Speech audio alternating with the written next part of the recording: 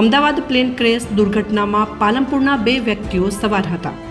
પાલનપુર લક્ષ્મણ ટેકરી ખાતે રહેતા લાભુબેન ઠક્કર અને તેમના પતિ રમેશભાઈ ઠક્કર પ્લેનમાં સવાર હતા. આજે સવારે પાલનપુરથી નીકળી અમદાવાદથી લંડન ફ્લાઇટમાં જઈ રહ્યા હતા. રમેશભાઈનો પુત્ર લંડન રહે છે, તેને મળવા પતિ પત્ની જઈ રહ્યા હતા. પડોશીના જણાવ્યા પ્રમાણે પતિ પત્ની બંને આજે સવારે પાલનપુરથી અમદાવાદ અને અમદાવાદથી લંડન જવાના હતા. હાલ પાલનપુર ઘરે બીજું કોઈ રહેતું નથી. પાલનપુરથી અમદાવાદમાં નીકળ્યા હતા અને એમની 1:10 ફ્લાઇટ હતી પાલનપુરથી અમદાવાદથી લંડન જવા માટે. બરાબર.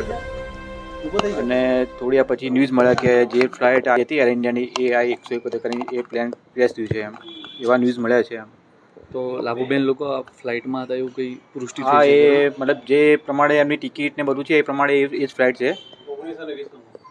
હા, કોઈ સમાચાર આવ્યા છે ખરી? ના, બીજા કોઈ કોન્ટેક્ટ કર્યો પણ ફોન સ્વિચ ઓફ છે, બીજો કોઈ કોન્ટેક્ટ થયો નથી મારે. એમ બીજા કોઈ ન્યૂઝ છે નહીં મારી પાસે. ના, બીજો કોઈ કોન્ટેક્ટ થયો નથી મારે. ઓકે, આપનું નામ? મારું નામ રાકેશ પ્રજાપતિ.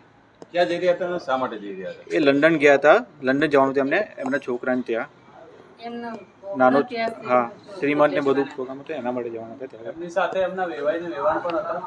હા, એ લોકો બધા સાથે જ હતા. બધા એક જ પ્લેનમાં? હા, એક જ પ્લાનમાં. બેન અહીંયા 40-45 વર્ષથી રહેતા હતા. એમનો સ્વભાવ ને બધું રીતે સારું હતું અને સવારે 6:30 વાગે અમદાવાદથી લંડન માટે ફ્લાઇટમાં ગયા હતા. એમના દીકરાના ઘરે જતા હતા. વહુનું શ્રીમંત હતું એટલા માટે ત્યાં ગયા હતા. તો આજે સવારે જ નીકળ્યા? આજે સવારે 6:30 નીકળ્યા હતા. કઈ ફ્લાઇટમાં હતા? કોઈ કોન્ટેક્ટ છે? એમનો અમદાવાદથી લંડનની ફ્લાઇટ હતી. તો અત્યારે એ ફ્લાઇટ જે ક્રેશ થઈ છે એમાં હોવાના હા, એમના હોવાનો સંકેત છે ખરો. કોઈ કોન્ટેક્ટ થયો ખરી?